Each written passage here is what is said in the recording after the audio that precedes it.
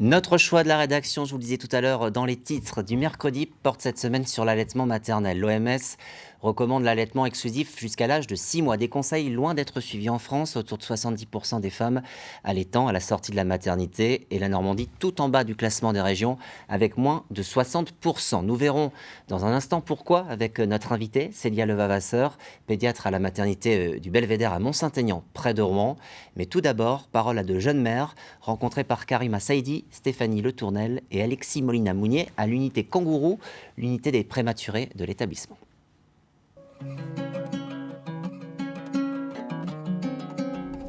Nathéo a 2 jours. Tu vas te réveiller pour manger. Il a surpris tout le monde. Le nourrisson est arrivé plus tôt que prévu, à seulement 7 mois et demi de grossesse. Avec son kilo 9, le poids plume est le 4e d'une fratrie. Bonjour. Je peux? Oui. C'est le 4e allaitement donc pour Vinciane, sa maman.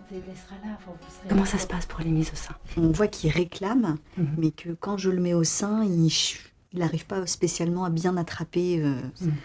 La jeune femme sait que les débuts peuvent être délicats. Je dirais que c'est naturel et instinctif, mais pas facile. Ce qui va être difficile, ça va être les douleurs. Quand il y en a, c'est vraiment le premier frein à l'allaitement. Où on pourrait baisser les bras parce qu'on est fatigué, émotionnellement, physiquement. Allaiter n'est pas inné, c'est un apprentissage. Pas la tête trop dans le creux, D'accord, pas comme ça enfoncé. il peut bouger sa tête. Et s'il est prouvé que le lait maternel réduit la fréquence et la gravité des maladies de l'enfant, ici les sages-femmes n'imposent rien aux mères. Si la maman hésite, si elle veut essayer, et puis qu'elle veut arrêter, et puis que finalement elle veut recommencer, elle fait ce qu'elle veut. Elle fait ce qu'elle veut. En tout cas, l'important, c'est de ne pas l'obliger, de lui présenter toutes les options possibles. Dans la chambre d'en face, Maëva démarre l'allaitement du petit Julien. L'implication de son compagnon est indispensable. Il faut soutenir. Puis c'est un choix qu'on fait à 2. Tu m'aurais dit non pour l'allaitement parce que tu voulais donner le biberon, on aurait pu faire un tir allaitement et comme ça, c'était le lait maternel, mais papa de Oui, c'est le ça. biberon. Faut donner quand même un coup de main, on est pas là juste pour regarder. Une fois rentrées chez elles, les mères peuvent si besoin prendre rendez-vous pour une consultation en lactation. Comment ça va? Ça va. C'est toujours un peu dur. Mais seulement une poignée de soignantes peuvent assurer ces rencontres. Alors il y a très très peu de professionnels formés.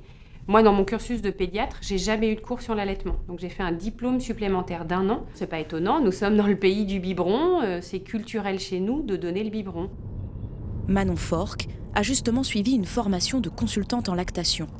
Cette infirmière assure des rendez-vous à domicile, en Seine-Maritime et dans l'Eure. Elle rencontre aujourd'hui une jeune hôtesse de l'air qui souhaite continuer à allaiter après sa reprise du travail. J'essaye un petit peu de tirer mon lait après une tétée pour faire un peu de stock. Cette maman opère sur des vols long courriers. Pour maintenir sa lactation, elle va devoir tirer son lait dans des conditions qui s'annoncent épiques. Je vais pas trop avoir le choix, soit d'aller aux toilettes pour le faire, soit on a un poste repos, donc peut-être éventuellement si ça gêne pas trop les autres collègues autour. J'en ai déjà parlé avec plusieurs collègues qui le font plutôt de manière secrète, quoi, voilà, parce que c'est pas trop répandu, je pense, dans notre profession. La reprise du travail est souvent synonyme d'abandon de l'allaitement. Outre les conditions défavorables dans la majorité des entreprises, la durée du congé maternité joue un rôle. Il y a 6 semaines en prénatal et 10 semaines en postnatal. Cette reprise professionnelle arrive très rapidement et qu'il faut déjà tout réorganiser pour pouvoir s'adapter. L'UNICEF a classé la France à la 22e place sur les 41 pays de l'OCDE en matière de congé parental. Célia Levavasseur, bonsoir. Bonsoir. Merci d'être avec nous. Vous êtes pédiatre en maternité depuis plus de 20 ans. Pour les femmes qui font le choix d'allaiter, c'est un vrai défi. On l'a vu notamment à la fin de ce reportage, notamment quand elles reprennent leur activité professionnelle. Est-ce que le monde de l'entreprise, il est prêt ? Pas du tout. Et là, l'exemple est vraiment parfait pour dire à quel point ça ne va pas être pratique pour elles.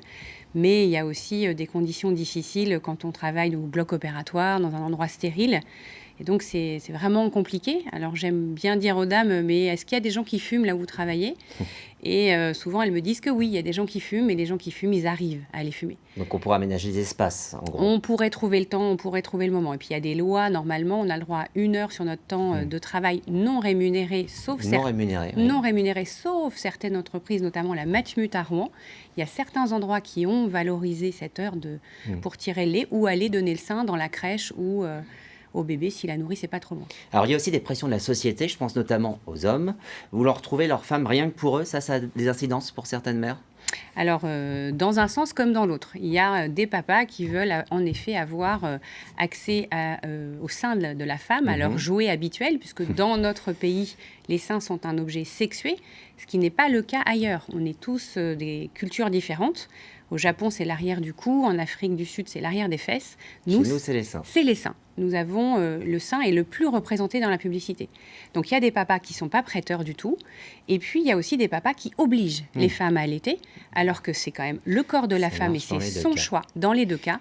Et on a des femmes qui nous disent « mais moi, j'ai pas envie, mais mon mari m'oblige ». Rapidement, le tabou de l'allaitement public, il y a même une campagne dans l'espace public il y a 2 ans. Est-ce que ça aussi, ça freine certaines femmes ? Alors, elles me disent « oui, moi, j'allaite pas parce que je suis pudique ». Et je leur dis « c'est vraiment dommage, c'est pas à vous d'être pudique, c'est à nous d'être plus ouverts ». Donc, les pays nordiques, il y a des espaces exprès. Donc, chez Ikea, il y a un endroit exprès pour allaiter. Et dans tous les autres pays nordiques, il y a des endroits. Donc, c'est un vrai problème. Et aux États-Unis, il y a la cape oui, d'allaitement. J'ai appris ça, effectivement. On met autour comme une grande serviette avec un petit arceau et on peut voir son bébé pour se cacher. Alors, il y a aussi des raisons historiques du désamour pour l'allaitement en France. Karima Saïdi nous en liste quelques-unes. Pour comprendre cette exception française, on va s'intéresser à 4 grandes étapes de notre histoire. D'abord, la monarchie. Les reines se devaient d'assurer un maximum d'héritiers au roi. Or, l'allaitement est considéré comme un contraceptif naturel. L'allaitement était donc peu préconisé pour elles et elles plaçaient donc leur bébé chez des nourrices. Un phénomène qui a été copié par la bourgeoisie et par le reste de la société ensuite, un peu comme une mode. La deuxième étape clé, c'est la révolution industrielle. Les femmes qui vivaient alors dans les campagnes vont venir s'installer en ville, travailler dans des usines. Vous les voyez ici dans une entreprise textile à Rouen. Et donc ces femmes vont elles aussi se détourner de l'allaitement. Des réseaux de nourrices vont être mis en place. La particularité en France, c'est que c'est l'État qui gère ces réseaux. Troisième temps fort, l'essor de la psychanalyse. Le mouvement est très puissant en France, notamment les thèses de Sigmund Freud. Et donc à partir du 19e siècle, les seins des femmes vont être érotisés, considérés comme des organes sexuels essentiellement. Et donc, allaiter au-delà de quelques mois et devient mal vu, un peu incestueux même. Et paradoxalement, aujourd'hui, voir ce type de publicité dans notre espace public, c'est assez banal.